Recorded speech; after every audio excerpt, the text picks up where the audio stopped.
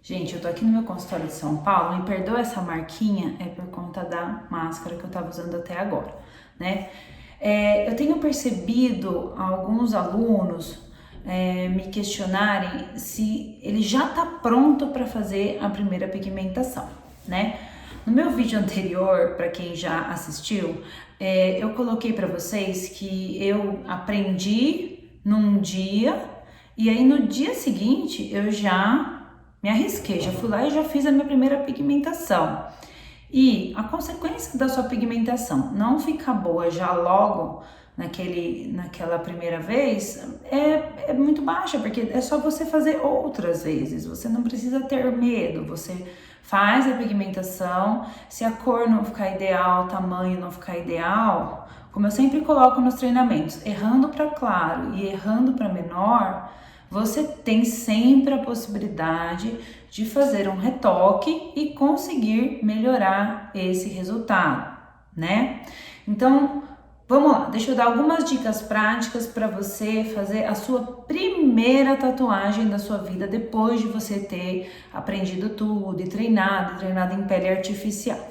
Primeiro, eu sempre aconselho vocês fazerem um checklist de todo o material, porque quando você tá na frente da paciente e você descobre que faltou um clip cord ou então que o seu pedal não funciona, isso já vai acabar gerando para você uma certa angústia, uma certa ansiedade. Então sempre checa se o pedal tá conectado no lugar correto, porque às vezes na hora da urgência a gente conecta invertido. Checa se o clip cord tá certinho naquele orifício que eu explico que tem que ser colocado, né? Liga, pisa, liga na tomada, verifica se você vai ter uma tomada adequada para você conseguir chegar com a máquina perto da paciente.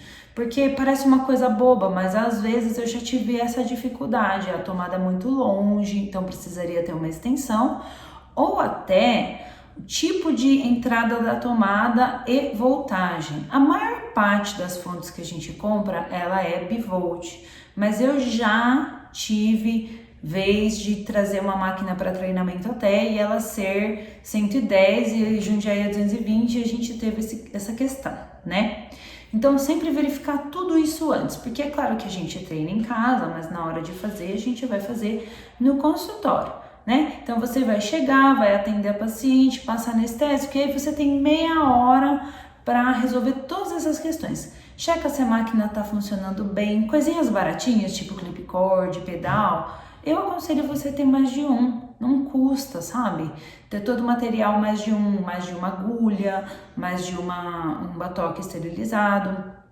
E aí então, vamos começar então a pensar em montar. O máximo de coisa que você já deixar pronto antes da paciente estar na sua frente, ajuda, porque a gente sabe que o primeiro procedimento, às vezes a gente pode ficar um pouquinho ansiosa, mas é bem simples fazer, só você ter repetido muitas vezes em casa todos os processos, ter conseguido pigmentar a pele artificial, porque daí você já vai estar com isso um pouquinho mais fácil, mais automático no dia a dia de vocês, né? Eu lembro que uma grande dificuldade que eu tive foi quando eu quis modificar da minha máquina de rotativa, que ela é esteticamente mais bonita, mais delicada, para a máquina de tatuagem, por conta daquela máquina de tatuagem não ser tão bonita, não, né, parecia uma coisa mais grosseira. E aí eu lembro que até teve uma época que eu colocava uma luva por cima para meio que disfarçar a máquina. Não façam isso, porque essa luva cobrindo a máquina atrapalhava muito a regulagem.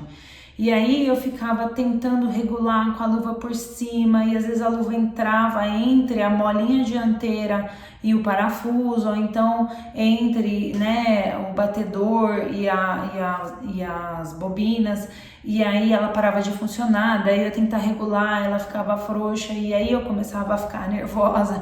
Então é super normal você ter contato com a máquina de tatuagem. As pacientes de todos os níveis sociais muito provavelmente já tiveram contato. Hoje em dia eu uso a máquina mesmo exposta. Eu explico para a paciente que eu acho muito mais efetiva, eficiente, e elas confiam, então a gente tem essa liberdade de trabalhar com essa máquina e eu não me incomodo mais com isso. Então eu sempre uso aqui no meu consultório, ou de São Paulo ou de Jundiaí, essa máquina de bobina sem maiores constrangimentos.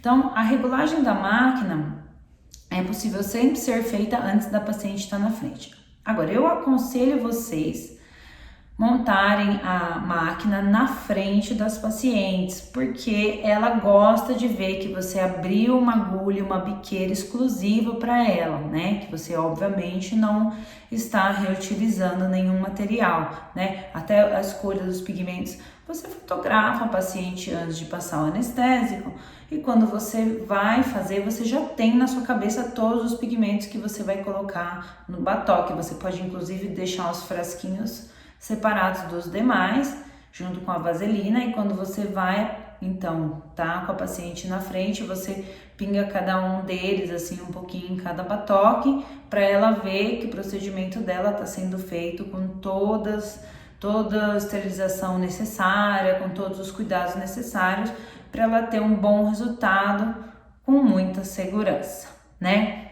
Outra dica que eu sempre dou para vocês, muitas vezes tem uma pessoa que fica junto comigo, até que tá, às vezes até aprendendo, ou então uma pessoa que me auxilia, e essa pessoa pode me socorrer, porque às vezes a gente tá com a luva estéril, com tudo estéril, tudo direitinho, e eu percebo que faltou, sei lá, um branco, ou faltou um pigmento de outra cor.